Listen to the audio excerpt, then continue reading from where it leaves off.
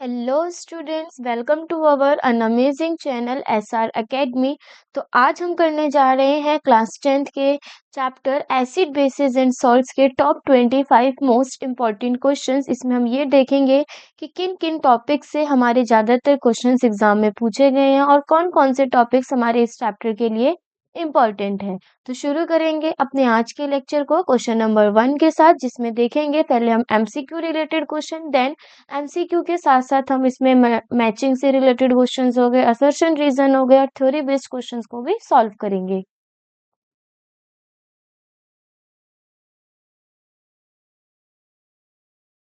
First question है हमारे पास इसमें, what happens when a solution of an acid is mixed with a solution of a base in a test tube.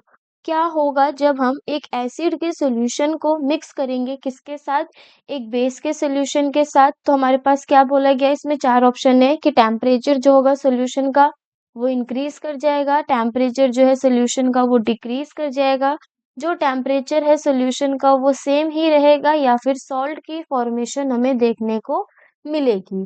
तो देखो, जब हम अपने एसिड को किसके साथ रिएक्ट करेंगे, बेस के साथ, तो यहाँ पे एसिड और बेस मिक्स करके कौन सी रिएक्शन करेंगे, यहाँ पर होगी हमारी न्यूट्रलाइजेशन रिएक्शन।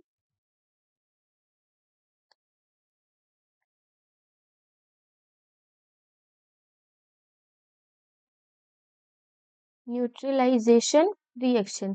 और न्यूट्रलाइजेशन रिएक्शन के होने की वजह से यहाँ पे ये कैसे का प्रोसेस होगा, एक एक्सोथर्मिक प्रोसेस होगा।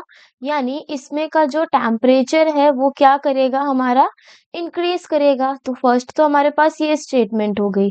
और साथ ही साथ अगर टेम्परेचर इंक्रीज करेगा, न्यूट्रलाइजेशन रिएक्शन होगी। तो हमें पता है जब एसिड और बेस आपस में रिएक्ट करते हैं तो साथ ही साथ किसकी फॉर्मेशन भी करेंगे, सॉल्ट की फॉर्मेशन भी करेंगे। तो यहाँ पे हमारे पास दो ऑप्शन करेक्ट हुए, एक है हमारा इसमें ऑप्शन नंबर फर्स्ट, जिसमें जो टेम्परेचर है सॉल्यूशन का वो क्या करेगा, इंक्रीज करना शुरू करेगा। और एक है हमारे पास इसमें ऑप्शन नंबर 4 की सॉल्ट की फॉर्मेशन होगी।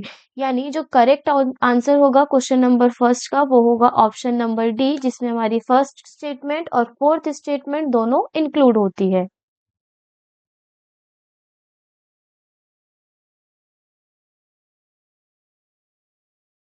क्वेश्चन नंबर 2 में बोला गया है an aqueous solution turns red litmus solution blue. एक हमारे पास एक्वस सॉल्यूशन है, वो क्या कर रहा है, रेड लिटमस को किसमें चेंज कर दे रहा है, ब्लू में। Excess addition of which of the following solution would reverse the change. किसका हम ज्यादा से ज्यादा ऐड करेंगे उस सॉल्यूशन के अंदर जिसकी वजह से जो हमारा कलर है वो ब्लू से किसमें चेंज हो जाएगा, रेड में। तो जो हमारा रेड से ब्लू में चेंज हो रहा है वो किसकी वजह से हो रहा है, बेसिक नेचर की वजह से। अब जब हम इस बेसिक नेचर में अगेन एसिड को ऐड करेंगे तो वो कौन से कलर में चला जाएगा, रेड लिटमस में चेंज हो जाएगा। तो यहाँ पे हमारे पास एसिड क्या है, baking powder, it's a base, lime, it's also a base, ammonium hydroxide solution, यानी ये हो जाएगा हमारा NH3OH का सोल्यूशन, जो भी हमारा क्या है, एक बेस है। तो यहाँ पे हमारा जो करेक्ट आंसर होगा वो होगा एसिड, यानी ऑप्शन नंबर डी। क्योंकि हाइड्रोक्लोरिक एसिड को मिलाते ही जो हमारा ब्लू कलर का लिटमस है वो किसमें से ब्लू जो सोल्यूशन है वो किसमें चेंज हो जाएगा, रेड में चेंज हो जाएगा।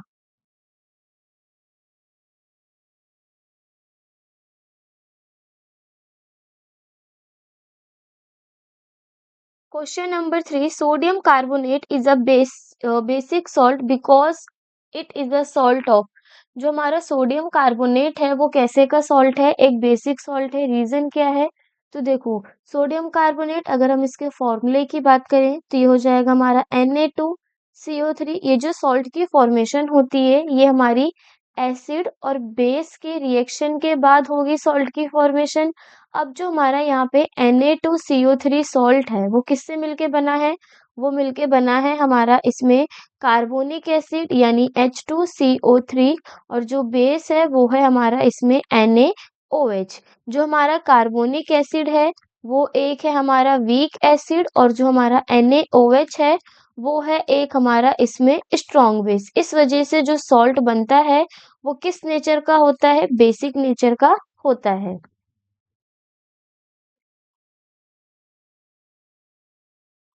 तो यहाँ पे हमसे क्या बोला गया है कि सोडियम कार्बोनेट जो है वो बेसिक सॉल्ट है, क्यों? क्योंकि वो किसका सॉल्ट है? वो है हमारा इसमें वीक एसिड वीक बेस का नहीं, वो है हमारा option number D weak acid और स्ट्रॉन्ग बेस का। यानी क्वेश्चन नंबर थर्ड का जो करेक्ट ऑप्शन है वो है ऑप्शन डी।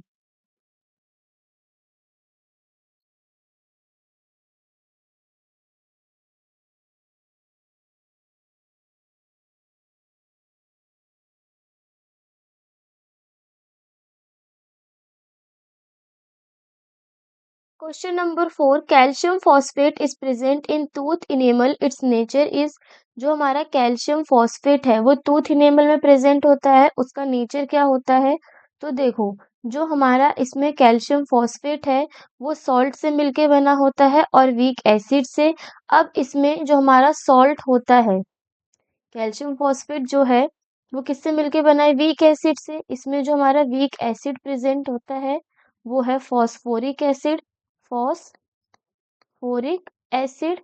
और जो हमारा इसमें स्ट्रॉन्ग बेस मिल्क के बना है वो है हमारा कैल्शियम हाइड्रोक्साइड यानी CaOH2। तो ये जब हमारे रिएक्ट करते हैं एसिड और बेस, उसकी मदद से किसकी फॉर्मेशन होती है? कैल्शियम फॉस्फेट की।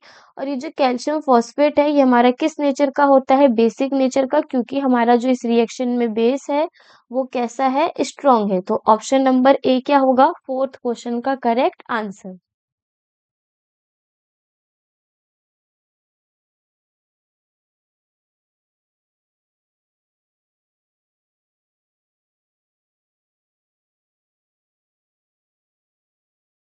Question number 5. A sample of soil is mixed with water and allowed to settle. The clear supernatant solution turns the pH paper yellowish orange. Which of the following would change the color of this paper to greenish blue? तो क्या बोला गया है? एक sample लिया है हमने जिसमें सॉइल को मिक्स किया है किसके साथ? वाटर के साथ। जब हम इस सॉइल को वाटर के साथ मिक्स करते हैं, अलाउ करते हैं सेटल होने के लिए, तो हमारे पास जो सुपरनेटेड सॉल्यूशन आता है वो एकदम क्लियर सॉल्यूशन है। ये कैसे का सॉल्यूशन है? एक क्लियर सॉल्यूशन है। अब इस क्लियर सॉल्यूशन को जब हम पीएच पेपर में डालते हैं तो वो किस कलर का हो जाता है? येलोइश ऑरेंज कलर का हो जाता है।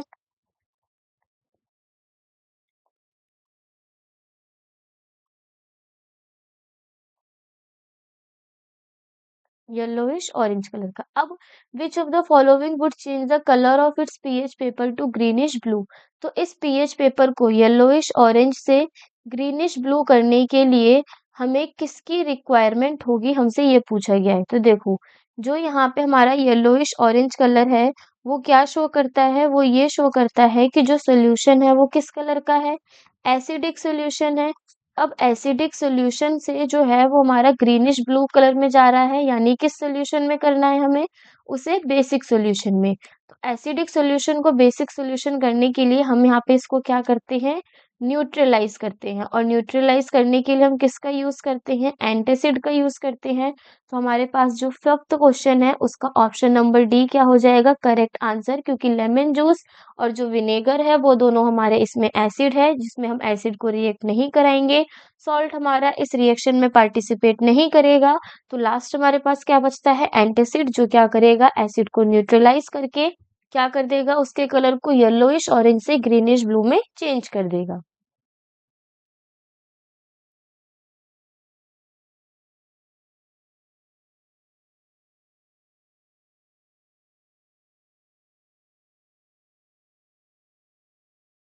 Question number 6 which of the following gives the correct increasing order of acidic strength? तो यहाँ पे हमें इंक्रीजिंग ऑर्डर बताना है एसिडिक स्ट्रेंथ का। तो क्या क्या दे रखा है? वाटर, एसिटिक एसिड और हाइड्रोक्लोरिक एसिड। वाटर की बात की जाए तो इसका फॉर्मूला क्या है? H2O। ये कैसा होता है? हमारा न्यूट्रल होता है, यानी इसका पीएच क्या हो गया? 7। दूसरा है हमारा इसमें एसिटिक एसिड। तो जो हमारा एसिटिक एसिड है वो एक हमारा वीक एसिड है, क्योंकि ये जब हमारा वाटर में डिसोशिएट होता है तो किस तरीके से डिसोशिएट होता है? पार्शियली डिसोशिएट होता है। उसी में जो हमारा एसिटिक एसिड है वो एक हमारा ऑर्गेनिक एसिड भी है। नेक्स्ट है हमारा इसमें HCl यानी हाइड्रोक्लोरिक एसिड। ये एक हमारा स्ट्रॉन्ग मिनरल एसिड है जो वाटर के अंदर फुली डिसोशिएट हो जाता है। तो जो हमारा इंक्रीजिंग ऑर्डर होगा एसिडिक स्ट्रेंथ के अकॉर्डिंग वो होगा HCl का सबसे ज़्यादा, देन एसिटिक एसिड का उससे कम और सबसे कम होगा इसमें हमारा वाटर का। तो जो ऑप्शन करेक्ट जाना है वो है हमारा option number A.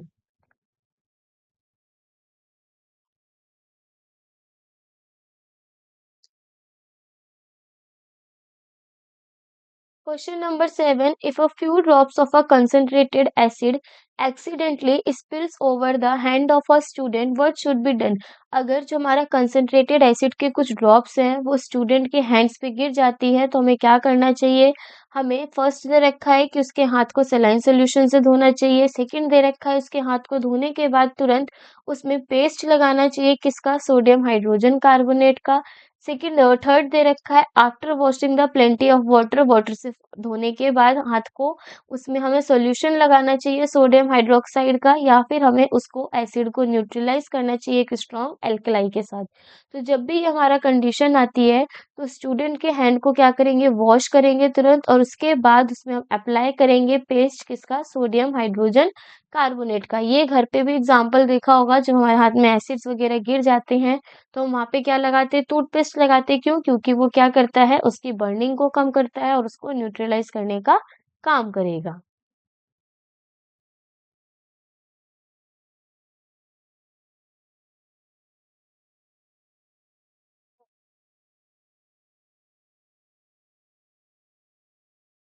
Question number 8. Sodium hydrogen carbonate when added a acetic acid evolves a gas. जब हम सोडियम हाइड्रोजन कार्बोनेट को ऐड करते हैं एसिटिक एसिड के साथ तो उसमें से एक गैस की इवोल्यूशन होती है। Which of the following statements are true about the gas evolve? तो सबसे पहले देखो यहाँ पे हम रिएक्शन लिखेंगे। वो क्या है? वो है हमारी इसमें जब हम NaHCO3 यानी सोडियम हाइड्रोजन कार्बोनेट के साथ ऐड करेंगे एसिटिक एसिड CH3COOH को, तो वहां पे हमारी किसकी फॉर्मेशन होती है? एक होती है CH3COONA, साथ में वाटर की फॉर्मेशन होगी और कार्बन डाइऑक्साइड गैस की। यानी जो यहाँ पे गैस इवॉल्व हो रही है वो क्या है? CO2 है। अब इसमें हमसे बोला गया है कि ये जो CO2 है उसकी क्या-क्या स्टेटमेंट है उस CO2 गैस यानी जो गैस इवॉल्व हो रही है उसके लिए ट्रू स्टेटमेंट क्या है? पहला कि ये it turns lime water milky, ये जो लाइम वाटर होता है उसको मिल्की कर देता है। तो हाँ, जो हमारी CO2 गैस होती है वो लाइम वाटर को क्या कर देती है? मिल्की कर देती है। CO2 का हम एज़ अ एक्सटिंग्विशर का यूज़ करते हैं बर्निंग स्प्लिंटर के लिए। साथ ही साथ it dissolves in a solution of sodium hydroxide. तो जो हमारा CO2 है, जो हमारा कार्बन डाइऑक्साइड है, वो डिसॉल्व हो जाता है सोडियम हाइड्रोक्साइड के सॉल्यूशन में, लेकिन इसकी पंजेंट ऑर्डर होती है नो। ये जो हमारी गैस होती है वो कैसी होती है? ऑर्डर लेस, यानी इसकी कोई स्मेल नहीं होती। तो फर्स्ट, सेकंड और थर्ड यानी जो हमारा ऑप्शन नंबर बी है वो क्या हो जाएगा इसका करेक्ट आंसर, जो CO2 की प्रॉपर्टीज को बताता है।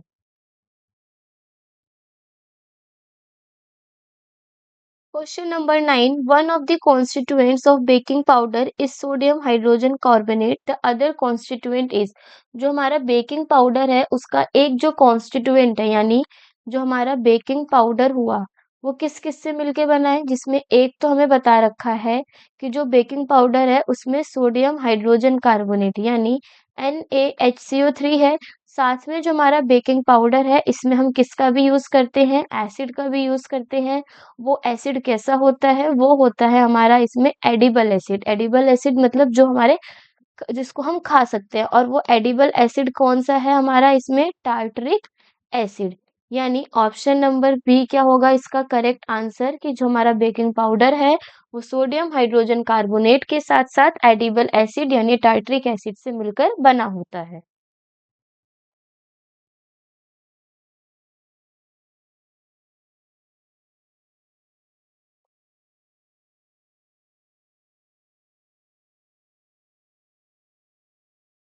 Question number 10. Name the acids present in ant sting and give its chemical formula. Also give the common method to get relief from the discomfort caused by an ant sting. तो देखो, जो हमारा acid present है किसके अंदर, एंट की sting के अंदर, वो है हमारा इसमें फॉर्मिक एसिड, फॉर्मिक एसिड, या फिर हम इसको मीथेनोइक एसिड भी बोलते हैं। अगर इसके केमिकल फॉर्मूले की बात की जाए तो फॉर्मिक एसिड का केमिकल फॉर्मूला है HCOOH, और वहीं जो हमारा मीथेनोइक एसिड है उसका फॉर्मूला है CH2 और O2। नेक्स्ट बोला गया है also give the common method to get relief from discomfort caused by ant sting. हमें यहाँ पे कॉमन मेथड बताना है जिससे हम एंट की स्टिंग से रिलीफ पा सके। तो देखो, हमें जो भी डिस्कम्फर्ट होगा एंट की स्टिंग से उससे रिलीफ पाने के लिए हम क्या करेंगे, अप्लाई करेंगे एक माइल्ड बेस को, apply a mild base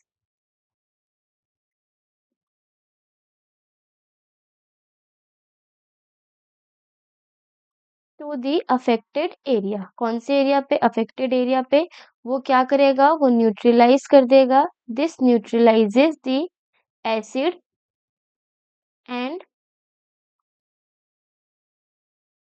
reduces the stinging, reduces the stinging sensation। जो स्टिंगिंग की सेंसेशन होगा उसको रिड्यूस करेगा। और अगर हम इसमें कॉमन हाउस होल्ड एग्जाम्पल्स दें जो हमारे घरों पर प्रेजेंट होता है, कॉमन हाउस होल्ड एग्जाम्पल्स जैसे हो गया हमारे पास इसमें बेकिंग सोडा, टूथपेस्ट, ये सारे क्या है, कॉमन हाउस होल्ड एग्जाम्पल्स हैं जिनको हम एज अ माइल्ड बेस की तरह यूज कर सकते हैं।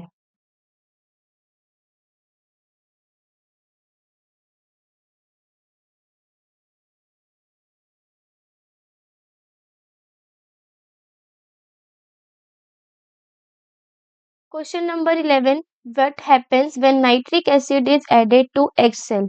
क्या होगा, 11 क्वेश्चन में हमसे ये बोला गया है क्या होगा जब हम नाइट्रिक एसिड को किसमें ऐड करेंगे, एक्सेल में ऐड करेंगे। तो जो हमारी एक्सेल होती है वो कैल्शियम कार्बोनेट से मिलके बनी होती है। साथ ही साथ ये जो देखो, सबसे पहले ये जो क्वेश्चन है ये हमारा इंपॉर्टेंट है बहुत ही ज्यादा। तो एक्सेल जो है वो किससे मिलके बनी है, हमारी कैल्शियम कार्बोनेट से। जब हम नाइट्रिक एसिड को कैल्शियम कार्बोनेट यानी एक्सेल के साथ रिएक्ट कराते हैं तो वहां पे हमारी न्यूट्रलाइजेशन रिएक्शन होती है जिसकी मदद से देखो, जो हमारा नाइट्रिक एसिड है वो हो गया HNO3, और जो एग सेल है वो क्या हो गया CaCO3। तो जब हम CaCO3 को रिएक्ट कराते हैं HNO3 के साथ तो वहां पे हमारी कैल्शियम नाइट्रेट यानी CaNO3 और साथ में वाटर की फॉर्मेशन होती है और उसमें से कौन सी गैस निकलती है, CO2। अब जो हमारा ये CO2 गैस इसमें से निकलती है, इसकी वजह से क्या होगी, फिजिंग होगी और इफर्विसेंस देखने को मिलेगा।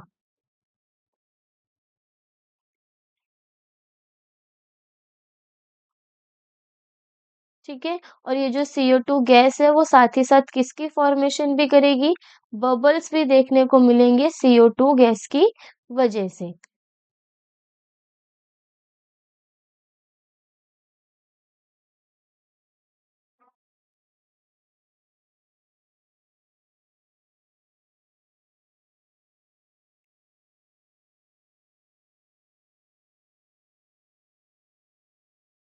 Question number 12. A student prepared solutions of first an acid, second a base in two separate beakers. एक स्टूडेंट है उसने क्या करा है, सोल्यूशन प्रिपेयर किया है।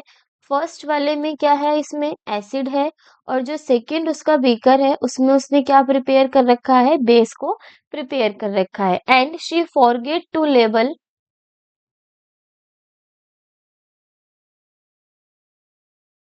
she forget to label the solution and litmus paper is not available in the laboratory since both the solutions are colorless, how will she distinguish between the two।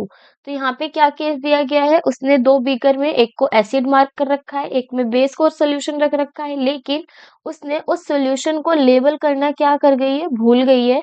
अब जो laboratory है उसके अंदर litmus paper भी available नहीं है, तो वो दोनों सॉल्यूशन जो है वो हमारे कलरलेस है। अब हमें ये बताना है कि वो किस तरीके से डिस्टिंग्विश करेगी उन दोनों सॉल्यूशन में कि कौन-सा उसमें एसिड है और कौन-सा बेस है। देखो, लेबोरेटरी में लिटमस पेपर नहीं है, ठीक है? वहाँ पे क्या हो सकते हैं? इंडिकेटर होंगे। अब वो इंडिकेटर कौन से होते हैं लेबोरेटरी के अंदर? एक होता है हमारा इसमें फिनोल्फ्थालीन,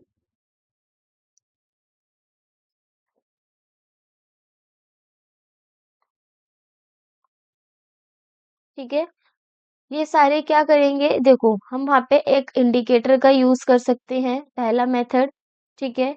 सेकंड में हम किसका यूज़ कर सकते हैं? मेटल का यूज़ कर सकते हैं और थर्ड है हमारे पास हम वहाँ पे कार्बोनेट्स का भी यूज़ कर सकते हैं। तो जब हम इंडिकेटर में फिनोल्फ्थालीन का यूज़ करेंगे तो हमारा जो फिनोल्फ्थालीन है वो एक कॉमन इंडिकेटर है। वो क्या रहेगा? वो जब एसिड सॉल्यूशन होगा तो वो कलरलेस का कलरलेस रहेगा यानी उसमें कोई चेंज देखने को नहीं मिलेगा। लेकिन जब हमारा जो कलर का सॉल्यूशन है, जो सॉल्यूशन का कलर है सॉरी वो पिंक हो जाएगा, इसका मतलब ये है कि वो सॉल्यूशन कैसा होगा? बेसिक होगा। वहीं अगर हम बात करें मेटल के केस में, जब हम मेटल को किसी भी सॉल्यूशन के अंदर डालेंगे, फॉर एग्जांपल यहाँ पे हम मेटल लेते हैं ज़िंक या फिर आयरन Fe, तो एसिड के केस में हमारा जो मेटल है एसिड के केस में रिएक्ट करेगा और किसकी फॉर्मेशन करेगा? बबल्स की फॉर्मेशन करेगा। किसकी वजह से? H2 गैस की वजह से। वहीं वहाँ पे अगर बेस होगा तो वहाँ पे कोई भी रिएक्शन देखने को नहीं मिलेगा। तो इस तरीके से भी हम देख सकते हैं कि हमारा जो सॉल्यूशन कौन सा एसिड है और कौन सा बेस। थर्ड है हमारे पास इसमें कार्बोनेट। कार्बोनेट के केस में हमारा जो एसिड है वो क्या करेगा? एसिड होगा तो वो रिएक्ट करेगा और CO2 गैस की वजह से किसकी फॉर्मेशन होगी? बबल्स की फॉर्मेशन होगी। वहीं बेस के केस में कार्बोनेट्स भी हमारे क्या करते हैं? रिएक्ट नहीं करते हैं। तो हम लिटमस पेपर के अलावा अनदर कंपोनेंट्स का यूज़ करके भी पता कर सकते हैं कि कौन-सा सॉल्यूशन हमारा एसिड है और कौन-सा बेस।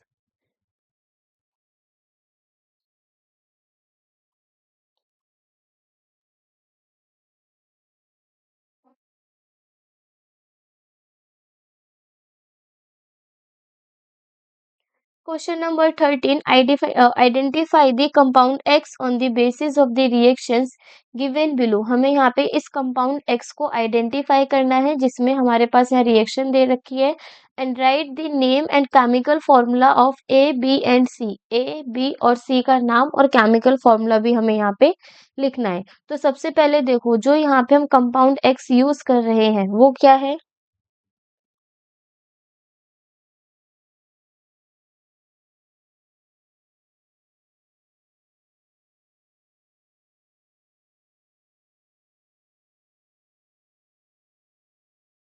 तो यहाँ पे हमारा जो कंपाउंड X है वो है ZnO यानी जिंक ऑक्साइड। अब होगा क्या? पहला केस है हमारे पास जिंक ऑक्साइड यानी जब हम ZnO को Zn के साथ रिएक्ट कराएंगे तो ये हमारा एक ही जैसा प्रोडक्ट आएगा, ठीक है? तो ये कैसी रिएक्शन हो गई? एक अनलिस्टेड रिएक्शन हो गई। अनलिस्टेड रिएक्शन क्योंकि जो हमें प्रोडक्ट मिलेगा वो भी क्या मिलेगा? Zn ही मिलेगा क्योंकि रिएक्टेंट में Zn है यानी जो सबसे पहले A है यहाँ पे A क्या हो गया हमारा Zn यानी जिंक, ठीक है। अब B के केस में क्या होगा? जब हम जिंक ऑक्साइड को रिएक्ट कराएंगे HCl के साथ तो वहां पे हमारी ZnCl2 जिंक क्लोराइड और वाटर की फॉर्मेशन होगी। अब इसमें ये जो ZnCl2 है वो हो गया हमारा कंपाउंड बी, ठीक है। नेक्स्ट है हमारे पास जब हम जिंक ऑक्साइड को रिएक्ट कराएंगे एसिटिक एसिड यानी CH3 C double O H के साथ तो वहाँ पे हमारी फॉर्मेशन होगी जिंक एसिटेट यानी ZnCH3COO ब्रैकेट बंद 2 प्लस ट्वाइस ऑफ H2O की।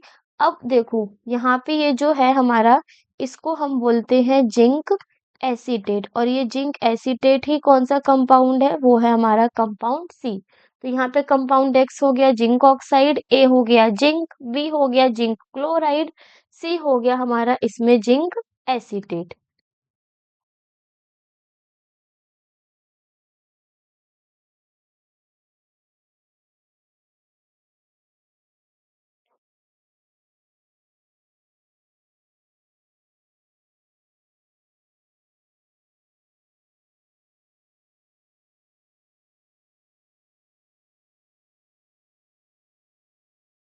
Question number 14. A metal carbonate X on reacting with an acid gives a gas which when passed through a solution Y. तो देखो एक हमारे पास मेटल कार्बोनेट है, metal carbonate वो क्या है X, जिसको रिएक्ट कराया गया है एक एसिड के साथ, ठीक है, जिसकी वजह से एक गैस लिबरेट होती है जिसको हम पास कराते हैं सॉल्यूशन Y से, गिव्स द कार्बोनेट बैक, और वो हमसे क्या मिलता है, उसमें रिएक्शन करने के बाद कार्बोनेट मिलता है। तो देखो जो यहाँ पे हमारा मेटल कार्बोनेट का यूज हो रहा है वो कौन सा मेटल कार्बोनेट है, सबसे पहले ये जो हमारा यहाँ मेटल कार्बोनेट है वो है CaCO3 यानी कैल्शियम कार्बोनेट। इसको जब हम हाइड्रोक्लोरिक एसिड के साथ रिएक्ट कराते हैं तो वहां पे हमारा CaCl2 यानी कैल्शियम क्लोराइड, वाटर और कार्बन डाइऑक्साइड की फॉर्मेशन होती है। अब जो यहाँ पे हमारे पास क्या बोला गया है, when pass through a solution of by. अब जो हमारे यहाँ पे गैस CO2 है, इस CO2 को जब हम बाई के सॉल्यूशन के साथ पास कराते हैं तो वहाँ किसकी फॉर्मेशन होती है, कार्बोनेट की। यानी जब हम CaOH2 को रिएक्ट कराएंगे CO2 के साथ तो फॉर्मेशन होगी कैल्शियम क्लोराइड की और साथ में वाटर की फॉर्मेशन भी होगी। अब बोला गया है on the other hand, a gas G that is obtained at anode during electrolysis of brine is passed on dry Y. अब देखो इलेक्ट्रोलाइसिस का जब केस होता है जिसमें हम इलेक्ट्रिसिटी प्रोड्यूस कराते हैं ब्राइन सॉल्यूशन के अंदर, तो जो हमारी गैस प्रोड्यूस होती है किस केस में, एनोड के में, वो कौन सी होती है, क्लोरीन गैस यानी Cl गैस। अब इस जब Cl गैस को हम अपने इस Y सॉल्यूशन के साथ रिएक्ट कराएंगे यानी CaOH2 के साथ जब हमारी Cl2 रिएक्ट करेगी तो वहां पे फॉर्मेशन होगी CaOCl2 की और वाटर की फॉर्मेशन होगी। अब हमें देखो इसमें Z, जो हमारा कंपाउंड Z है इसका हम यूज करते हैं, ठीक है, किसके लिए, डिसइंफेक्टिंग ड्रिंकिंग वाटर, यानी ये जो हमारा बन रहा है वो क्या है, Z। हमें X, Y, G और Z को आइडेंटिफाई करना है। X हमारा आइडेंटिफाई हो गया, वो क्या है, कैल्शियम कार्बोनेट, यानी X हुआ CaCO3, जिसे हम क्या बोलते हैं, कैल्शियम कार्बोनेट। नेक्स्ट है हमारा इसमें Y था हमारा CaOH2 जो हो गया calcium hydroxide.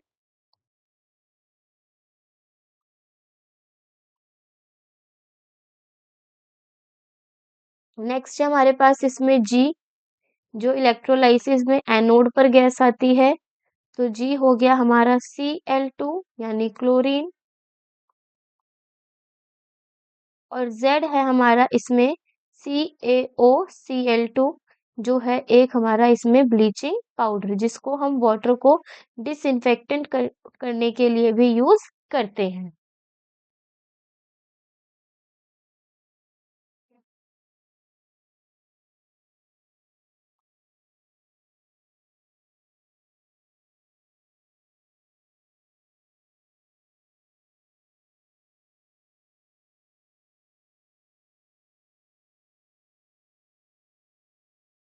Question number 15. For making cake, baking powder is taken if at a home your mother cooks uses baking soda instead of baking powder in cake. ठीक है, क्या बोला गया है, केक बनाने के लिए बेकिंग पाउडर का यूज किया जाता है लेकिन घर पे जो तुम्हारी मदर है उन्होंने क्या करा, बेकिंग सोडा का यूज करा as comparison to baking powder. तो क्या होगा, सबसे पहले ए पार्ट में पूछा गया है how will it affect the taste of the cake and why, cake के टेस्ट में क्या इफेक्ट होगा और क्यों होगा।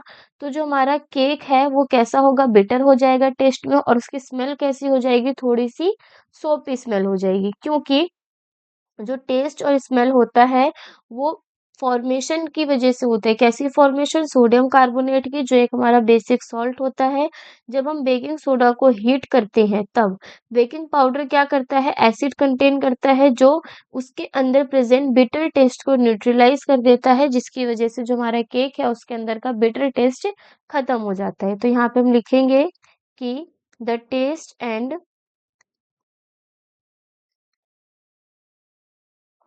smell are due to the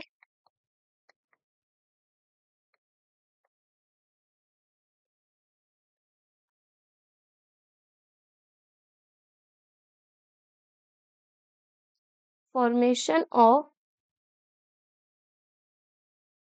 sodium carbonate,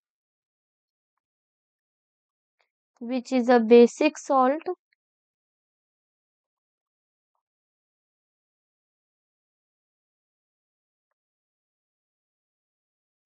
when baking soda is heated.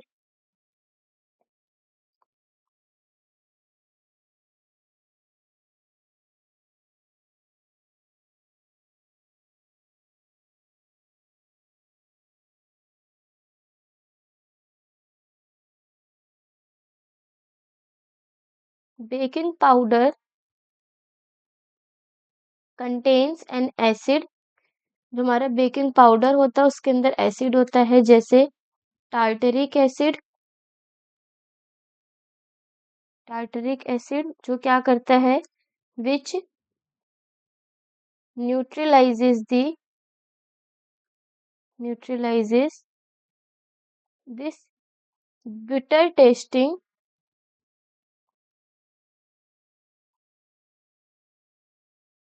Sodium carbonate, जिसकी वजह से उसका बिटर टेस्ट खत्म हो जाता है। How can baking soda be converted into baking powder? कैसे हम बेकिंग सोडा को बेकिंग पाउडर में कन्वर्ट कर सकते हैं? तो उसका सिंपल सा तरीका ये है कि बेकिंग सोडा को बेकिंग पाउडर में कन्वर्ट करने के लिए हम उसको मिक्स कर देंगे एक एडिबल एसिड, यानी ऐसा एसिड जिसे हम खा सकते हैं, उसके साथ। Mixing it with an edible acid like tartaric acid. C part में पूछा गया है what is the role of tartaric acid into the baking soda? Baking soda के अंदर जब हम टार्टरिक एसिड को मिक्स कर रहे हैं उसका क्या रोल है? तो जो टार्टरिक एसिड है वो बेकिंग सोडा के अंदर प्रेजेंट सोडियम कार्बोनेट को न्यूट्रलाइज करता है जब हम उसको हीट करते हैं। तो यहाँ पे हम सी लिखेंगे, the role of tartaric acid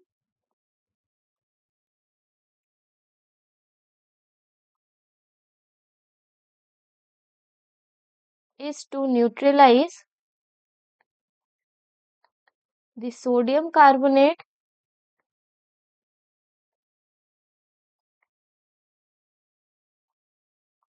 formed during the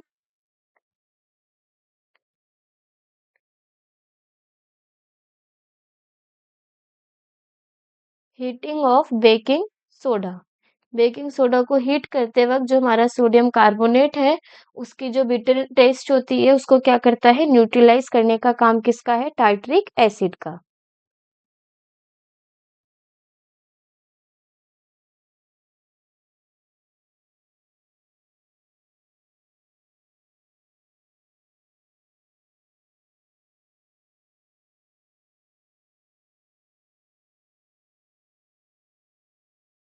question number 16, in the following schematic diagram for the preparation of hydrogen gas as shown in figure. तो देखो हमारे पास ये फिगर गिवन है जिसमें पर्टिकुलर डायग्राम दिया गया है जिसमें क्या कहा गया है, what would happen if following changes are made.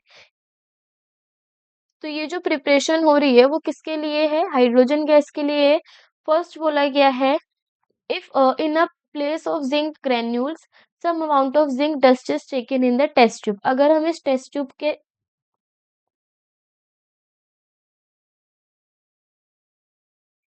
This one, ठीक है, इसमें देखो हमारे पास क्या गिवन है, इसमें ये है हमारे पास स्टैंड। इस स्टैंड में ये क्या लग रहा है, इसमें टेस्ट ट्यूब। टेस्ट ट्यूब के अंदर हमारा जो ये येलो कलर का सॉल्यूशन है वो किसका है? सल्फ्यूरिक एसिड का, जिसमें ये जिंक के ग्रेन्यूल्स प्रेजेंट है।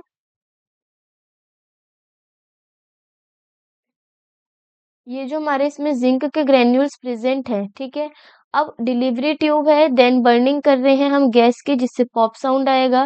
कैंडल है, सोपी बबल विथ हाइड्रोजन सॉल्यूशन, और हमारा सोप सॉल्यूशन है। अब होगा क्या, क्या बोला गया है, in place of zinc granules same amount of zinc dust is taken in the test tube. अब हमने क्या करा है, जिंक ग्रेन्यूल्स की जगह पे वहां पे क्या कर दिया है, जिंक के डस्ट को टेकन किया है। तो अब होगा क्या, उस कंडीशन से जो हमारी रिएक्शन होगी वो और भी तेजी से होने लगेगी। The reaction rate will be faster. इसका रीजन क्या है, तो देखो रीजन भी अभी डिस्कस करते हैं।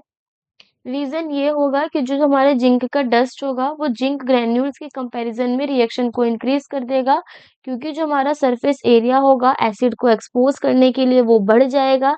इस वजह से जो रिएक्शन रेट है वो भी ज़्यादा हो जाएगी और जो हमारी हाइड्रोजन गैस है यानी जो H2 गैस है वो भी तेजी से उसमें प्रोड्यूस होना शुरू हो जाएगी।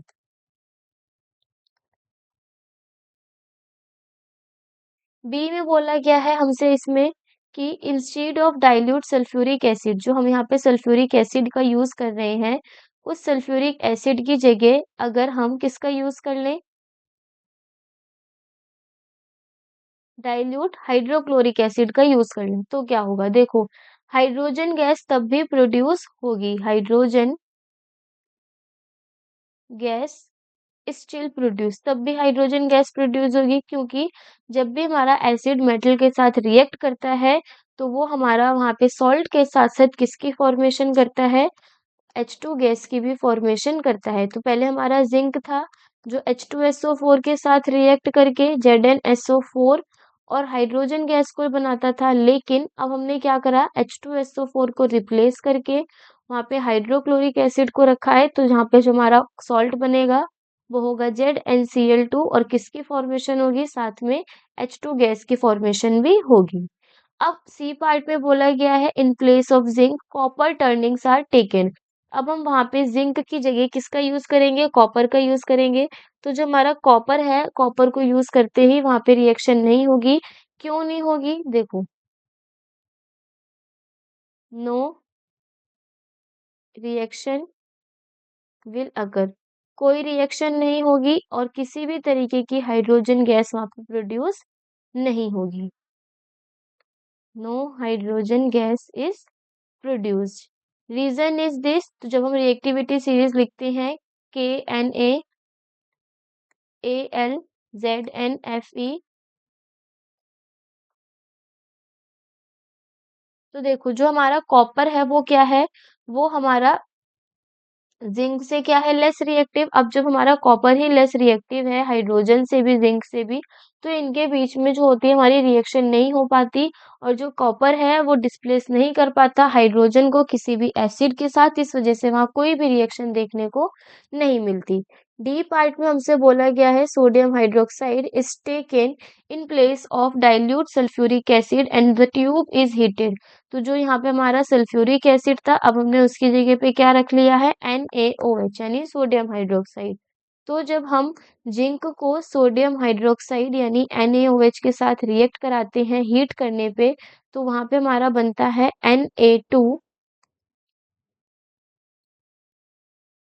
Na2 ZnO2 और कौन सी गैस लिबरेट होगी, H2 गैस। यानी हर एक केस में H2 गैस की फॉर्मेशन हो रही है। सिर्फ एक केस ऐसा था जिसमें हम जब जिंक को डिस्प्लेस करते हैं कॉपर से, तो उस कंडीशन में वहां पे हाइड्रोजन गैस की प्रोडक्शन नहीं हो रही है।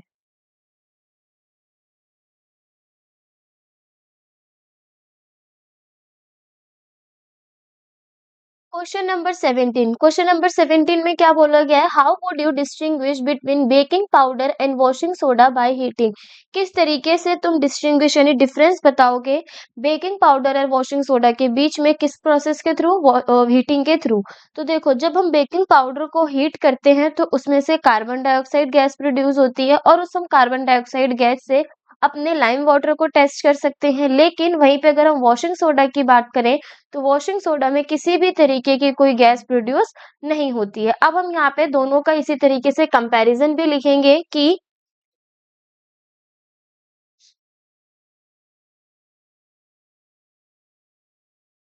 Baking powder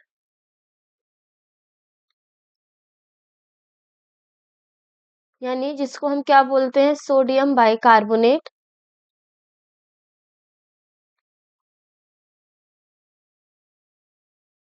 decompose upon heating, decompose हो जाएगा हीटिंग करने पे, यानी जैसे हम उसको हीट करेंगे वो ब्रेक डाउन होगा और साथ में क्या प्रोड्यूस करेगा, carbon dioxide gas.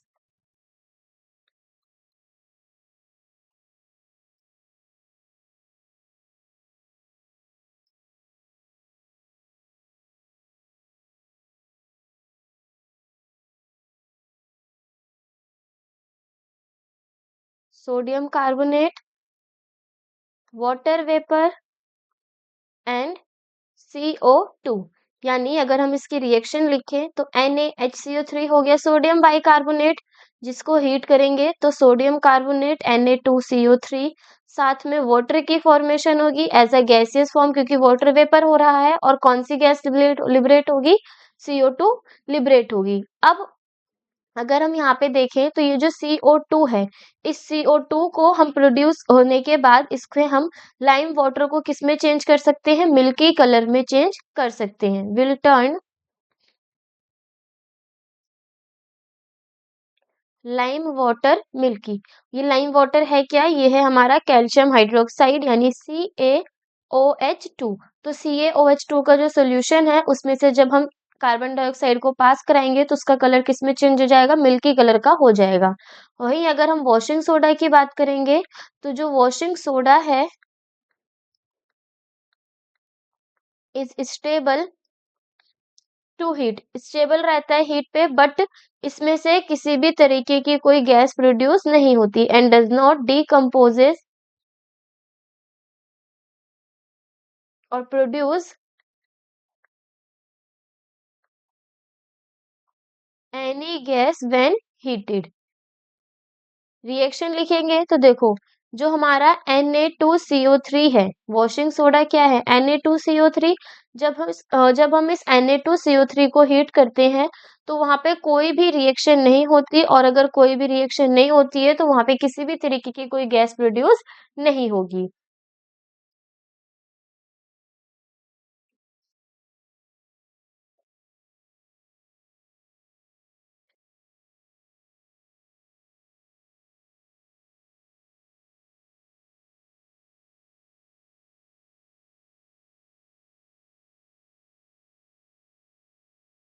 Question number 18, what are strong and weak acid. Strong और वीक एसिड्स कौन से होते हैं, in the following list of acids separate strong acids and weak acids from there. देखो यहाँ पे हमारे पास सबसे पहले बोला गया है स्ट्रॉन्ग एसिड और वीक एसिड क्या होते हैं, हमें वो बताना है, और उसके बाद हमारे पास यहाँ पे एसिड्स की लिस्ट दी गई है जिसमें से स्ट्रॉन्ग एसिड और वीक एसिड को क्या करना है, सेपरेट करना है। तो जो हमारे स्ट्रॉन्ग एसिड्स होते हैं वो ऐसे एसिड होते हैं जो वाटर में जाते ही कंप्लीटली आयनाइज हो जाते हैं, लेकिन जो वीक एसिड्स होते हैं वो कैसे आयनाइज होते हैं, वहां पे पार्शियली आयनाइज होते हैं। तो यहाँ पे हम रीजन लिखेंगे स्ट्रॉन्ग एसिड और वीक एसिड की पहले डेफिनेशन के साथ कि strong acids are those that completely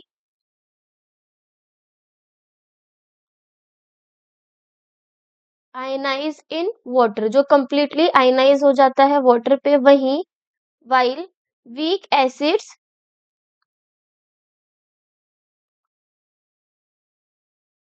partially ionize।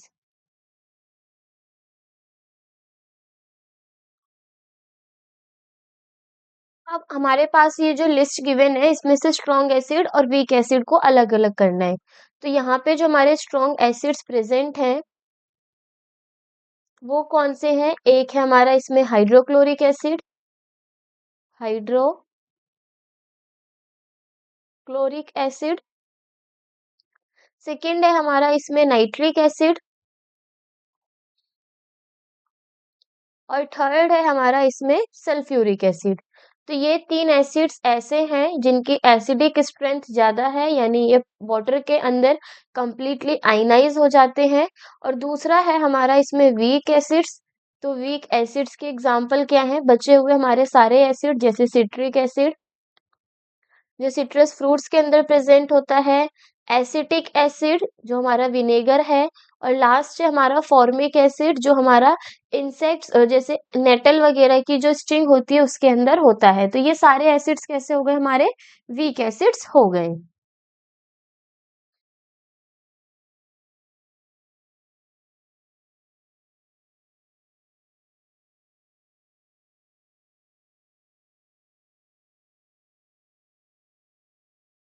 Next है question number 19। When zinc metal is treated with dilute solution of a strong acid. जब हम जिंक के मेटल को ट्रीट करते हैं किसके साथ? Dilute solution of strong acid के डाइल्यूट सॉल्यूशन के साथ, तो उस कंडीशन में एक गैस इवॉल्व होती है which is utilized in the hydrogenation of oil, जिसका यूज किया जाता है ऑयल की हाइड्रोजिनेशन के लिए।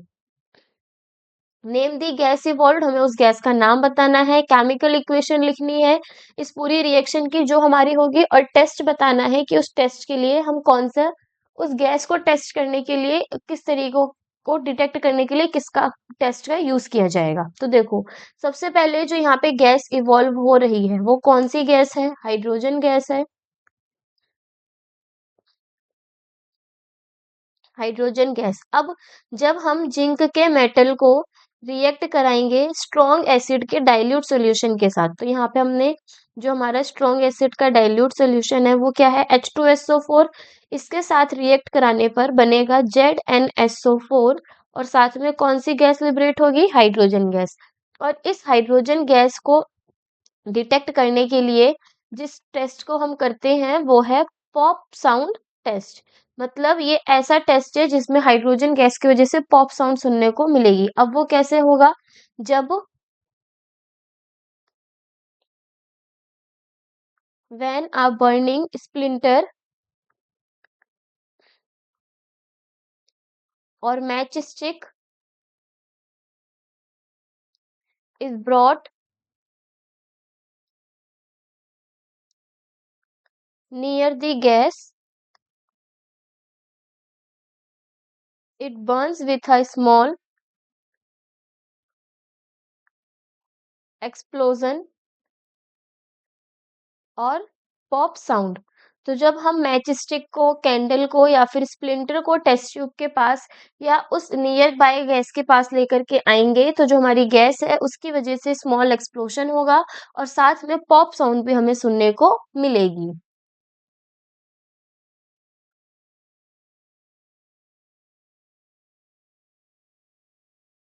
Question number 20. In one of the industrial processes used for manufacture of sodium hydroxide, देखो क्या बोला गया है, इंडस्ट्रियल प्रोसेस में उसे यूज किया जाता है किसकी मैन्युफैक्चरिंग के लिए? सोडियम हाइड्रोक्साइड की। A gas X is formed by as a product, जिसमें हमारा एक गैस एक्स का प्रोडक्शन होता है। The gas X reacts with lime water to give a compound Y which is used as a bleaching agent in the chemical industry.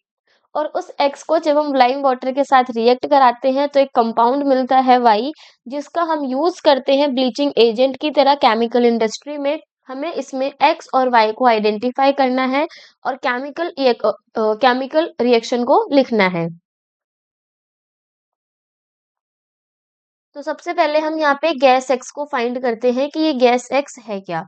तो क्या बोला गया है, मैन्यू सोडियम हाइड्रोक्साइड की मैन्युफैक्चरिंग के लिए, यानी इंडस्ट्रियल प्रोसेस है जब हम NaCl को वाटर के साथ ट्रीट कराते हैं और उसमें इलेक्ट्रोलाइसिस कराते हैं। तो इलेक्ट्रोलाइसिस करने पे हमारा किसका फॉर्मेशन होता है? NaOH यानी सोडियम हाइड्रोक्साइड का, Cl2 गैस का और H2 गैस का। अब ये जो हमारा पूरा हुआ है वो कौन सा है? इलेक्ट्रोलाइसिस हम किसका करते हैं? ब्राइन सॉल्यूशन का। और ब्राइन सॉल्यूशन क्या होता है? ब्राइन सॉल्यूशन होता है हमारा जब सोडियम क्लोराइड किस फॉर्म में प्रेजेंट हो? हमारा सॉल्यूशन फॉर्म में प्रेजेंट हो। अब जो यहाँ पर हमारी गैस रिलीज हो रही है, यानी ये जो Cl2 है वो क्या है? वो है हमारी गैस एक्स। अब इस गैस एक्स को यानी Cl2 को जब हम ट्रीट कराते हैं किसके साथ? लाइम वाटर के साथ, यानी CaOH2 को जब हम Cl2 के साथ रिएक्ट कराएंगे तो किसकी फॉर्मेशन होगी? CaOCl2 की, और साथ में वाटर की फॉर्मेशन होगी। और ये जो हमारा CaOCl2 है ये है वाई कंपाउंड, जिसको हम बोलते हैं कैल्शियम ऑक्सी क्लोराइड, और इसी कैल्शियम ऑक्सी क्लोराइड का ब्लीचिंग एजेंट की तरह केमिकल इंडस्ट्री में यूज किया जाता है।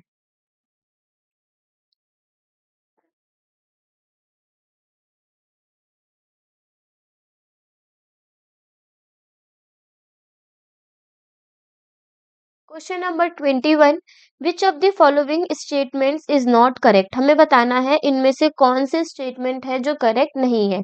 ए में क्या बोला गया है? ए में कहा गया है कि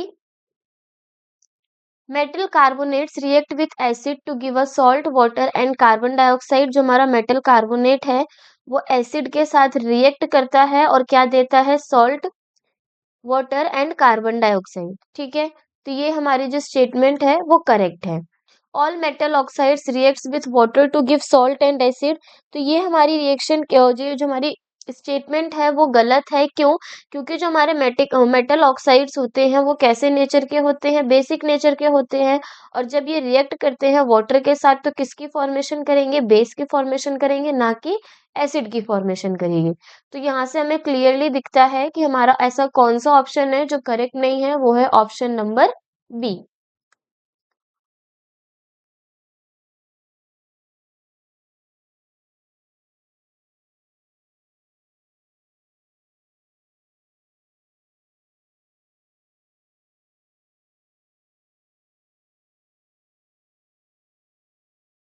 Question number 22, match the chemical substances given in column A and their appropriate applications given in column B।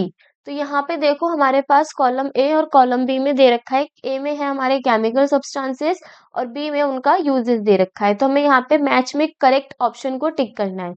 सबसे पहले जो हमारा ब्लीचिंग पाउडर है, ब्लीचिंग पाउडर किसके का यूज हम किस लिए करते हैं? डीकलराइजेशन के लिए, यानी कलर को हटाने के लिए। तो ए का ऑप्शन क्या जाना चाहिए? थर्ड। अब हम देखेंगे तो बी और सी दोनों में थर्ड थर्ड ऑप्शन है। बेकिंग सोडा, बेकिंग सोडा का यूज क्यों किया जाता है? एज अ एंटासिड, यानी बी का ऑप्शन क्या हो गया? Option number fourth. अब यहाँ से हमें क्लियरली ये विजिबल है कि सिर्फ एक ऐसा ही ऑप्शन है बी और सी में जिसमें ए का थर्ड ऑप्शन है और बी का फोर्थ ऑप्शन है, यानी ऑप्शन सी क्या हो जाएगा इसका करेक्ट आंसर।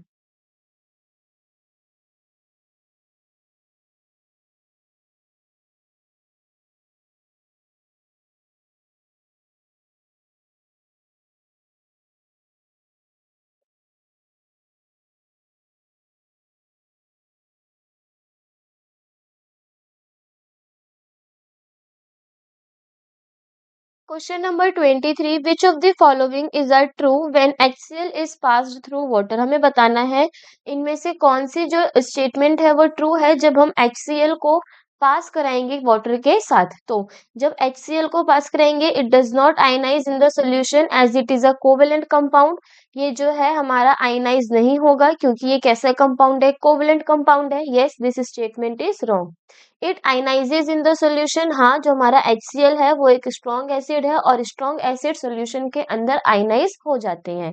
तो सेकंड स्टेटमेंट भी हमारी सही है। थर्ड में पढ़ेंगे it gives both hydrogen and hydroxyl ion in the solution.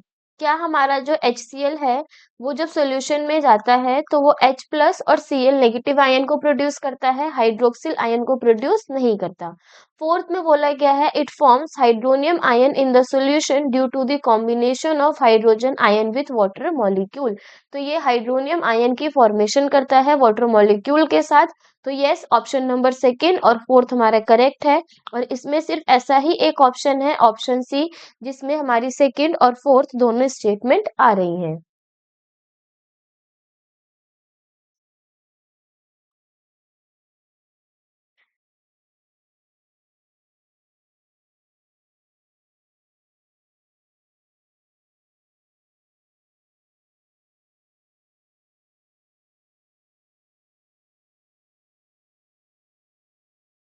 Question number 24, match the important chemicals in column A with chemical formula given in column B. तो हमें यहाँ पे क्या करना है, जो कॉलम ए और कॉलम बी है उसमें उनके केमिकल फॉर्मूलेस के साथ उनको मैच करना है। सबसे पहला है हमारा प्लास्टर ऑफ पेरिस। तो प्लास्टर ऑफ पेरिस का केमिकल फॉर्मूला क्या है? वो है CaSO4 पॉइंट हाफ H2O, यानी जो ए है वो किसके साथ जाएगा? सेकंड के साथ। यहाँ पे हम इसको इस तरीके से भी रिप्रेजेंट कर देंगे। जिप्सम का फॉर्मूला क्या होता है? ये कैल्शियम सल्फेट होता है, लेकिन इसमें जो क्रिस्टलाइजेशन होते हैं वाटर के वो हाफ ना होके कितने होते हैं? डबल। यानी जिप्सम का फॉर्मूला क्या हो गया? CaSO4 point dot 2H2O।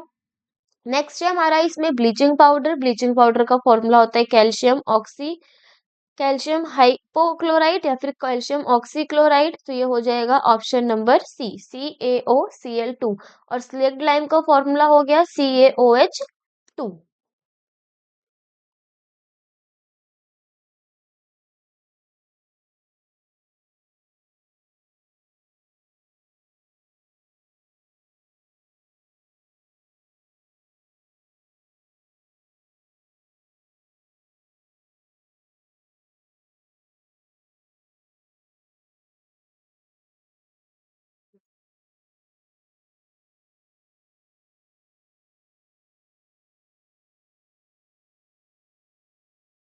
Last question हमारा आज के लेक्चर का question number 25, which of the following statement is true for acid. बहुत इजी सा क्वेश्चन है लास्ट में हमारे पास, कि हमें बताना है कि कौन सी स्टेटमेंट है जो ट्रू है, किसके रिगार्डिंग, एसिड के रिगार्डिंग। फर्स्ट बोला गया है एसिड का जो टेस्ट है वो बिटर होता है, नहीं बिटर नहीं होता, कैसा होता है, सॉर। तो सॉर यानी खट्टा टेस्ट के अकॉर्डिंग हमारे पास दो ऑप्शन है, ऑप्शन नंबर बी और सी। अब साथ में बोला गया है कि जो हमारा एसिड है वो रेड लिटमस को किसमें चेंज कर देता है, ब्लू में। नहीं, जो हमारा एसिड होता है वो टेस्ट में सॉर होता है और वो ब्लू लिटमस को किसमें चेंज कर देता है, रेड में चेंज कर देता है। यानी ऑप्शन नंबर सी क्या होगा इसका करेक्ट आंसर। तो यहाँ पर हमने कंप्लीट किया अपना chapter acid basis and salts, जिसमें हमने एसिड बेसिस एंड सॉल्ट के सारे इंपॉर्टेंट क्वेश्चंस देखे। और इससे ये पता चलता है कि हमारा इसमें जो सॉल्ट वाला पोर्शन है वो कितना ज़्यादा इम्पोर्टेंट है। सबसे पहले एसिड बेस की नॉर्मल फिजिकल प्रॉपर्टीज हमें पता होनी चाहिए कि सौर कौन सा होता है, लिटमस पेपर में दोनों का क्या चेंज है, एसिड बेस को हम किस तरीके से इंडिकेट करते हैं, कौन कौन से इंडिकेटर हमारे पास अवेलेबल है, चाहे वो सिंथेटिक इंडिकेटर हो, चाहे वो नेचुरल इंडिकेटर हो, चाहे फिर वो ऑल्फैक्टरी इंडिकेटर हो। देन हमें उसके बाद एसिड और बेस की केमिकल प्रॉपर्टीज पता होनी चाहिए, कौन सा मेटल के साथ रिएक्ट करके किसकी फॉर्मेशन को कर रहा है। और इस चैप्टर में मोस्ट इंपॉर्टेंट पार्ट है सॉल्ट। सॉल्ट का पीएच, सॉल्ट हमारे कौन कौन से फॉर्म हो रहे हैं, ब्राइन सोल्यूशन में जो गैस प्रोड्यूस हो रही है उसके बेसिस पे हमने और कितने सॉल्ट्स की फॉर्मेशन की है और उन सॉल्ट का यूज क्या क्या है, with chemical formula, chemical equations and chemical reaction. हमें ये सारी चीजें इस चैप्टर में पता होनी चाहिए। अब हम नेक्स्ट अपने चैप्टर में मिलेंगे जिसमें हम इसी तरीके से मेटल नॉन मेटल के रिगार्डिंग जितने भी इंपॉर्टेंट क्वेश्चंस हैं उसको डिस्कस करेंगे, और वहां पर भी देखेंगे ऐसे कौन से टॉपिक्स हैं जिसके लिए हमें बहुत ज्यादा मेहनत करने की जरूरत है। तो मिलते हैं अपने नेक्स्ट लेक्चर में कौन से चैप्टर के साथ, मेटल नॉन मेटल के साथ।